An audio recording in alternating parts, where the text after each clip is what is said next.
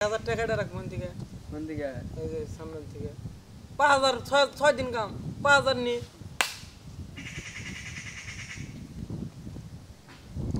বিলাল এখন বলে না গেল গেছে আগে থেকে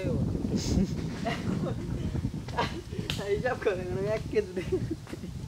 আর এক কে আমার খরচ আর এক কে 3K গেলি মোবাইল কিনা গেলি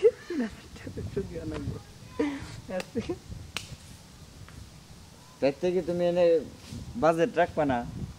মানে যেমনি এনজয়মেন্ট এটা যদি কাম যদি না হইতো তাহলে না খালি হাতে গিয়ে দৌড়ে এসে ভালো এটা তো তোমার কইলাম এক বাজার থাকবে এটা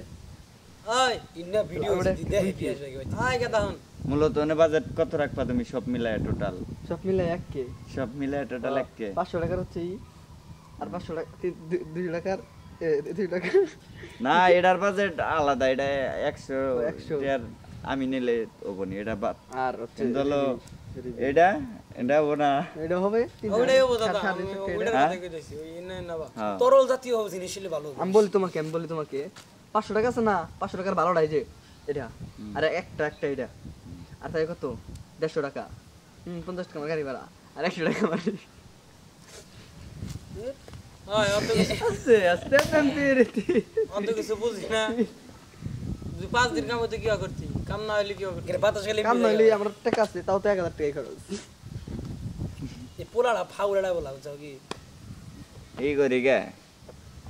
জুয়েলের নাকি ভাগ হই গে জুয়েল দিব 1500 আমি দিব 1500 3350 দিয়া তোমার লই যেটা কইলো যে রূপার যে বয়লা আছে না এন্না ছোট একটা পার্সেল বানাই আমি আরো নিয়ে যাই গে হোন্ডা নিয়ে যাম গানি তুই জানে তেল রূপার বয়লা তেল 6000 টাকা যদি রূপার বয়লা তেল ব্যাক টু রূপার বয়লা দিব আচ্ছা 1000 টাকার বাজেট করলা দেখে যে এখন মনে যায় যাম 1000 টাকার লাগে তাকে কোন গ্যারান্টি আছে এমন একটা জিনিস পাইলাম যেটা কিছু দাম কিন্তু দেখতে ভালো দেয়া যায় হাই পায়ের মধ্যে আছে তাই তো বুঝো না আমি তো এই যে আমি তোমারে কই 6000 এর উপরে আমি যাওয়া যাব না কিন্তু 5.5 5 6 এর ভিতরে এর ভিতরে হয়ে যাবো আচ্ছা এটা কথা কই তুমি হ্যাঁ আসলেও 3000 টাকার মতো লাগবে রূপার বয়লা বানাইতে তুই কি আরে এই তোর মানুষ মিলে এটা রূপার বয়লা দিলে ভালো লাগবে না 3000 টাকা